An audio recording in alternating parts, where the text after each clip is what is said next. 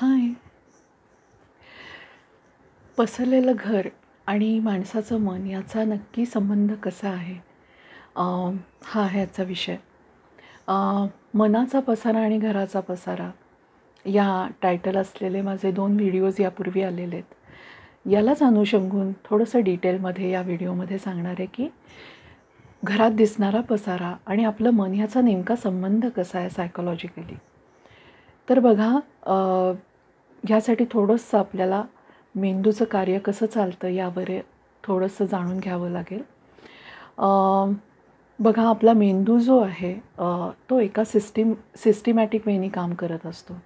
म्हणजे तो आपल्या फाईल्स अशा बनवत असतो की एका ठिकाणी एका पद्धतीची माहिती सगळी स्टोअर राहील. कारण बघा, शेवटी जसं कम्प्युटरचं कार्य चालतं तसंच मनाचं सुद्धा आहे, तसंच मेंदूचं सुद्धा आहे. त्याच्यासुद्धा एक वेगवेगळ्या अशा फाईल्स बनवलेल्या असतात आणि त्या फाईल्समध्ये ती माहिती स्टोअर केलेली असते. जसं एक उदाहरण द्यायचं झालं तर समजा आपण उच्चार केला आई या शब्दाचा. तर आई म्हटल्यानंतर ती व्यक्ती कशी दिसते, त्या व्यक्तीशी असणारे आपले संबंध, आपलं नातं कसं आहे ते, अशा अनंत गोष्टी आई या नावाच्या फाईलमध्ये सेव्ह केलेल्या असतात. आणि म्हणूनच ही सिस्टीम काय आहे मुळात, तर समग्र माहिती एकाच वेळेला आपल्याला मिळावी एखाद्या गोष्टीची, यासाठी ही सोय आहे. तर या पद्धतीने मेंदू काम करतो. तर त्यामुळे आता विचार करा, आपल्या आयुष्यात ज्या ज्या गोष्टींशी आपला संबंध आहे त्या प्रत्येक गोष्टीची फाईल आपल्या मेंदूमध्ये असते. तर या पद्धतीने मेंदूला अतिशय सिस्टमॅटिकली काम करायची सवय असल्यामुळे जर एखादा माणूस घरामध्ये पसारा ठेवत असेल तर मेंदू आतून सूचना देत असतो. लिटरली जाहिराती जशा अशा पॉप होतात की नाही फोनवर किंवा यूट्यूबवर, तर तसं ते संदेश पॉपअप होत असतात की टेबलवर पसारा आहे, केर काढायला हवा आहे, इथं कपड्यांची गर्दी झाली आहे, याच्या घड्या करायच्या राहिल्या आहेत, कपाट आवरायचं राहिलं आहे, टॉयलेट साफ करा, वेगवेगळ्या अशा सगळ्या सूचना. जितका तुम्ही पसारा पाडलेला असेल त्या पसाऱ्याकडे जर तुम्ही नजर टाकलीत तर तेवढे संदेश मेंदूसारखे द्यायला लागतो. आणि ही जी प्रोसेस आहे ही त्या माणसासाठी प्रचंड इरिटेटिंग बनते. कारण त्याच्याच्यानी ते सगळं पार पाडण्याची, काम करण्याची एनर्जी त्याच्याकडे नसते आणि मेंदू मात्र त्याला खूप संदेश सारखे देत असतो. या प्रोसेसमुळे होतं असं की एक वेगळ्या पद्धतीचं भांबावलेपण येतं.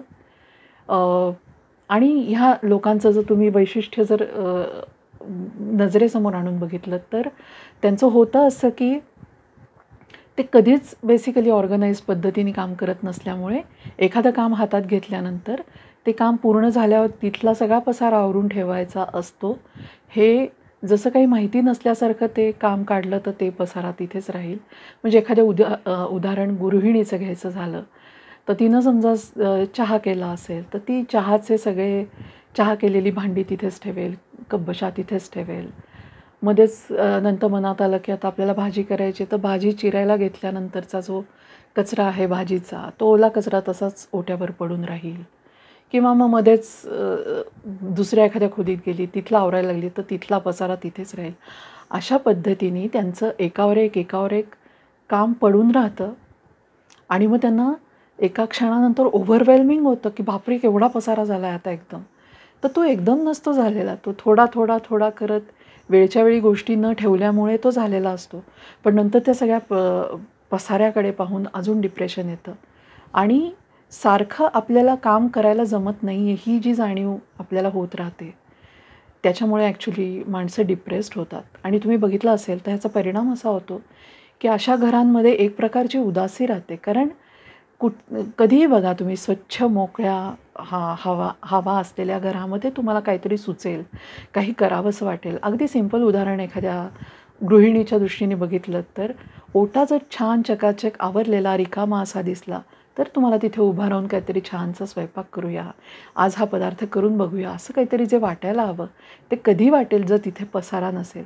पण ओटा जर सगळ्या भांड्यांनी भरलेला असेल, खरकटं असेल, तिथेच भाजीचा कचरा असेल तर त्या ओट्यापाशी उभा राहून काहीही करावं असं तुम्हाला वाटणार नाही. तर हेच रिझन असतं की तुम्ही जेवढा पसारा पाडत जाल तेवढं तुमचं मन खट्टू होत जातं आणि तुमचं मन ते आवरण्यापासून आणखीन लांब जातं. आणि विचार करा, मला दया येते ती अशा घरामध्ये राहणाऱ्या मुलांची छोट्या. बिकॉज त्यांचाही मेंदू त्यांना संदेश देत असतो. त्यांना हे पसाऱ्यामुळे आपली अशी अवस्था होती हे कळत नसतं. पण काहीतरी रॉंग आहे आपल्या समथिंग घरामध्ये एवढं नक्की कळत असतं. बरं, मी म्हणेन की याचा संबंध घर तुमचं किती लहान आहे किती मोठं आहे याच्याशी खरंच नाही आहे. याचं कारण असं, मी काही खूप अशा खेडेगावांमध्ये शेणानी सारवलेली खूप छोटीशी घरं बघितली आहेत. इतकी छोटी की किमान 2 किंवा 3च माणसं कशीबशी बसू शकतील एका वेळेला खाली जेवायला. इतक्या छोट्या घरांमध्ये सुद्धा पितळ्याची लख्ख भांडी, सगळं छान आवरलेलं. मी अशीही घरं बघितलेली आहेत. म्हणजे घर आवरण्याचा संबंध, घर किती मोठं आहे किती लहान आहे ह्याच्याशी खरंच नसतो. तो पर्सन जो आहे त्या घरात राहणारा, तो घर किती लख्ख ठेवतो आहे, आवरतो आहे याच्याशीच सगळा संबंध असतो.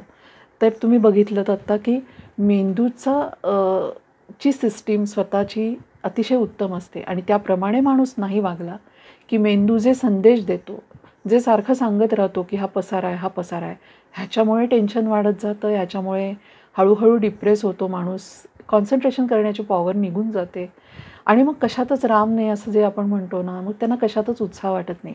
सगळ्यात तोटा हा होतो की सामान्य माणसाला जो आपल्याला पसारा दिसतो एखाद्या घरामध्ये, त्या माणसांना तो पसारा आहे हे सुद्धा हळूहळू समजेनासं होतं. कारण ते त्या पसाऱ्यातच अतिशय आनंदाने राहायला लागतात, कारण त्यांना तशीच सवय होते. ते म्हणजे मी असं अनेक घरांमध्ये बघितले, घरात गेल्यानंतर बसायला जागाच नसते. सगळ्या बेडवर सगळीकडे कपडे भरलेले असतात, काहीतरी ठेवलेलं असतं मुलांनी. ते सगळं बाजूला सारूनच एखाद्या माणसाला बसता येतं तिथे. तर अशी सुद्धा पसाऱ्यांनी भरलेली ओसंडून वाहणारी घरं असतात. तर त्यावेळेला हे लक्षात येतं की इथं या गृहिणीचं काहीतरी बिनसलं आहे नक्कीच.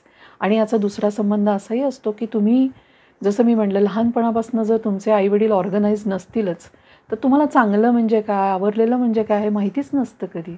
त्यामुळे सुद्धा तुमच्यात त्या सवयी रुजत नाहीत. पण मला असं वाटतं की एक साधारण वय आलं समजायचं की त्या वयात समजायला हवं आपलं नेमकं काय होतं आहे ते. आणि आपल्या घरातल्या पसाऱ्याचा आपल्या मनाशी खूप जवळचा संबंध आहे हे तुम्हाला ज्या दिवशी कळेल त्या दिवसापासनं सोपी प्रोसेस ही आहे की मनाला आवरणं फार अवघड आहे. पण मनात जे जे चाललं आहे ते त्याचंच प्रतिबिंब म्हणजे तुमचं घर असतं. तुमच्या घरात प्रचंड पसारा असेल तर डेफिनेटली तुमचं मन पसरलेलं आहे. तर मनाची काळजी नंतर घेता येईल, पण आधी घराची घ्यायला सुरुवात करावी, ते सोपं आहे. यासाठी घराची वस्तू ठेवण्याची जेवढी कपॅसिटी आहे तेवढ्याच वस्तू घरात असाव्यात. घरं वस्तूंनी ओसंडून वाहत असतील तर आपल्याला नको असलेल्या वस्तू टाकून द्यायला हव्यात, सोडायला हव्यात. जेवढं जमेल तेवढं रोज थोडं थोडं घर आवरायला हवं. आठवड्याचे काही प्लॅन बनवून एखादा कोपरा स्वच्छ करायचं ठरवलं तर ते करता येईल. आणि बघा, हीच साधारणपणे प्रोसेस मनाची पण आहे. सगळा पसारा अचानक नाही आवरता येणार, पण रोज एक एक कॉर्नर घेतला तर थोडं थोडं मन स्वच्छ व्हायला पण मदत होईल. तर मन आणि घर ह्याचा असा जवळून संबंध आहे. हा जर जाणून घेतला तर प्रत्येकालाच फायदा आहे. मी इथेच थांबते आहे.